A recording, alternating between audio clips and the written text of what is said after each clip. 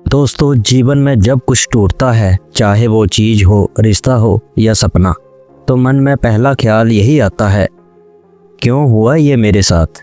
हम गुस्से में, दर्द में भगवान से शिकायत करते हैं, पर कई बार वही टूटी चीज़ हमें किसी बड़े तूफान से बचा लेती है।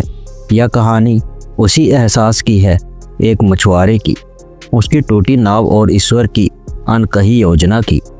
समंदर के किनारे एक छोटा सा गांव था, शांत, सुंदर और सरल।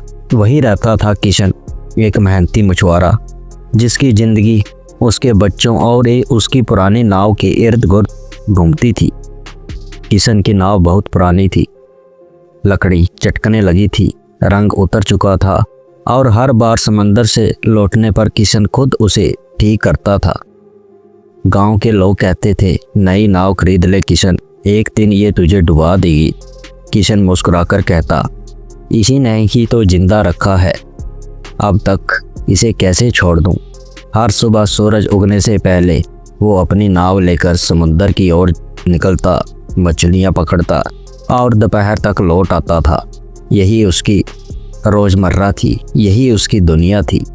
एक दिन सुबह मौसम थोड़ा अजीब था, आसमान धुंधला सा था, हवा ज़्यादा तेज़ थी। गांव के बुजुर्ग बोले, आज मत जा किशन, समंदर कुछ कह रहा है, कुछ अनहोनी की घटनाएं हो सकती हैं। पर किशन ने उनकी बात नज़रअंदाज की। हर रोज़ यही कहते हो बाबा, पेट कैसे भरेगा।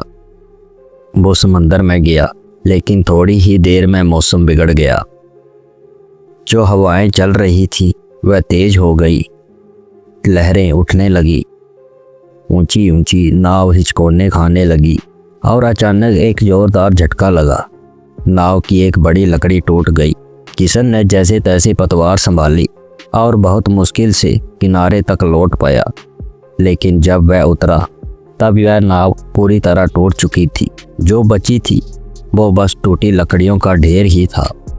वो वहीं बालू पर बैठ गया और रोने लगा, हे भगवान, ये मेरे साथ ही क्यों हुआ।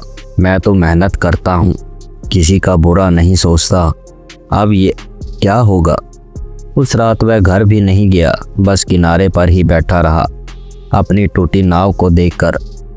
वो तो जैसे उसकी आत्मा का हिस्सा थी, पूरी रात रोता रहा। अगली सुबह गांव में अचानक हलचल फैली। एक बड़ी खबर आई, बीती रात समंदर के बीच भीषण तूफान आया था।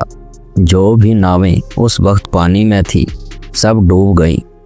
कई मछुआरे अब तक लापता थे। किशन को सुनकर विश्वास नहीं हुआ।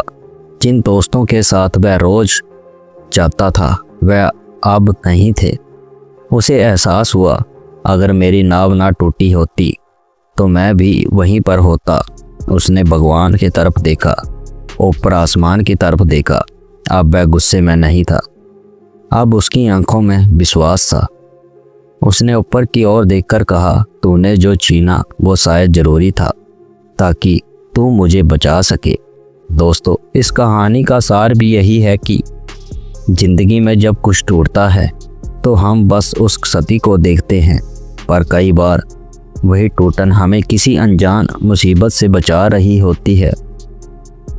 ईश्वर की योजना हमारी समझ से बड़ी होती है। वह वही देता है जिसकी हमें असल में ज़रूरत होती है, ना कि जो हम उस वक्त चाहते हैं। दोस्तों, जैसा कि हर बार मैं कहानी के अंत में कहता हूँ, अच्छे कर्म करिए, अपने बूढ़े माँ बाप की सेवा करिए।